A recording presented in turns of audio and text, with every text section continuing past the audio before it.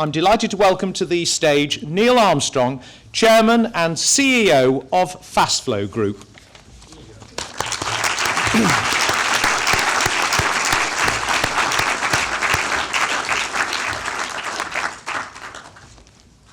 Good evening, everyone. Thank you, Adrian. Thank you, Cheryl. And thank you all of you for making the effort to be here tonight on this very special occasion. It's particularly exciting for me. Not only does our sponsorship mean I get to present the Best Film Award, but I also get to speak to you about something truly inspiring, which isn't always the case. My last public speaking engagement on behalf of my business was about the recycling of human waste, during which I was able to reference last year's overall winner, You Poo 2. And no, that's not a rising star in the world of martial arts, but an initiative led by Thames Water, rivaled only by Northumbrian Water's Poo to Power. Anyway, I digress. And for those of you now feeling somewhat nauseous, relax. Dinner is still a little way off. But ladies and gentlemen, what an evening. Extraordinary, talented people doing incredible things. And no, it's not you lot, but the filmmakers responsible for cinema that is not just thought-provoking, but awe-inspiring.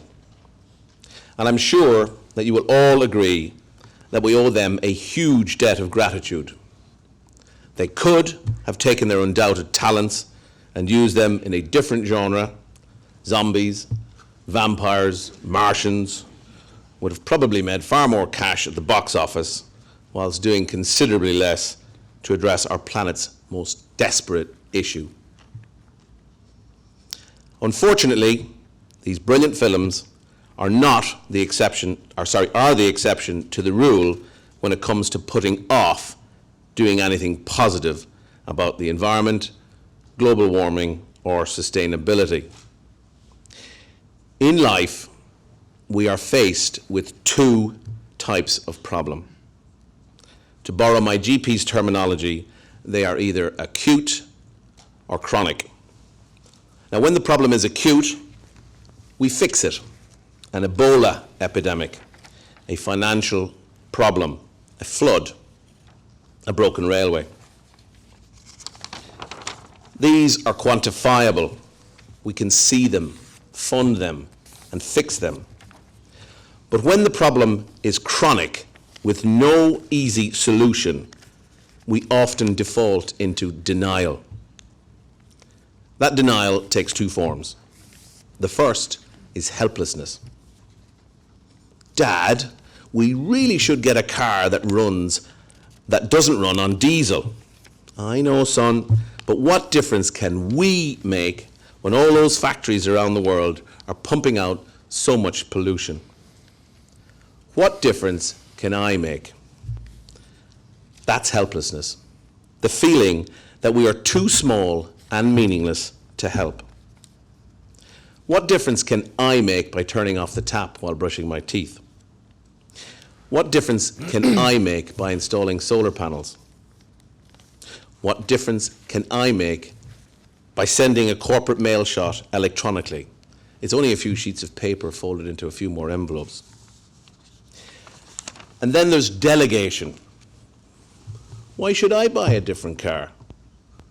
The manufacturer should make them more environmentally friendly. The government should make diesel illegal. Essentially, someone else is going to fix this. Now, I know, because I have these thoughts quite regularly, more regularly than I'd like to admit. They excuse my lazier moments. They excuse my guilt. It means that I can convince myself that I'm not really part of the problem, or indeed the solution. Now, isn't it a good thing that Alexander Fleming didn't leave it to someone else to fix things, or we would all still be dying from chest infections? Isn't it a good thing that Martin Luther King didn't leave it to someone else to fix things, or segregation could still be a reality across swathes of the United States. And really, isn't it a good thing that Emmeline Pankhurst and the suffragettes didn't leave it to someone else? Or this could be an all-male event. And that's a frightening thought. And it really is in our hands to decide whether our children and grandchildren are proud that we didn't leave it to someone else. Or else the world will really reach a tipping point. And this really is the key to the problem. It is about us. When we delegate this massive responsibility, we tend to delegate to governments, who we hope will put long-term planning for humanity before short-term policy making. But here's the paradox. The average democratic cycle around the world is in the range of 4 years. The second 2 years are spent campaigning for the next election, seeking immediate headline-grabbing success. So you can understand why global sustainability for our children is not on the front page of the typical party manifesto. But as these films demonstrate, the problems don't go away. Did you know that the two fastest growing epidemics in the world right now are starvation and obesity? That's right, starvation and obesity. That's quite staggering, actually. Yes, while millions do not have enough food to survive, millions more are bringing the health services to their knees by eating themselves to death. This appalling trend, which says so much about the distribution of resources around the globe, is why we can't wait for others to do something. The world's population flocks to cities without adequate sewers. Urbanization without sanitation is a one-way road to apocalypse. If we really care about sustainability, we can't just think about tomorrow. We have to think about the world in 50 years' time. Our children's world, their children's world. We're faced with a choice. Leaving a mess for them to clear up once disease, flooding, and drought have become impossible to ignore any longer. Or we can take responsibility now. Now, you can all put your wallets away.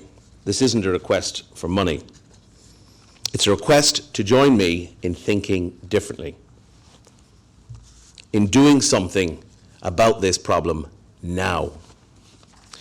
We all know someone who knows someone. Let's lobby them to get the environment back on the agenda, to start the process of change. We all have ways that we can make an instant difference. Recycling, switching things off, walking, cycling, sharing. No, if it's just us, it will not save the world. But it's a start. Those of us who run businesses can embrace energy efficiency. If we put work to tender, we can put greater emphasis on environmental credentials. My own business, the Fast Flow Group, majors on ethical procurement, and we are looking to do more, much more. We know that by improving the efficiency of infrastructure, we will help the environment. Did you know that from the point that energy is generated to the point that it is used, we lose 40% of it? That's correct, 40%. And that's just in the UK. I dread to think what that number would be in sub-Saharan Africa. Now, someone might come up with a brilliant way to correct that massive waste in a Thomas Edison light bulb moment, but let's not wait.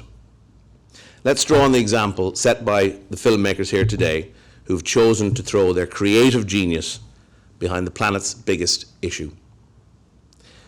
It's almost a year since I spoke here last, and in that year, more than 1 million people have died as a result of unclean water.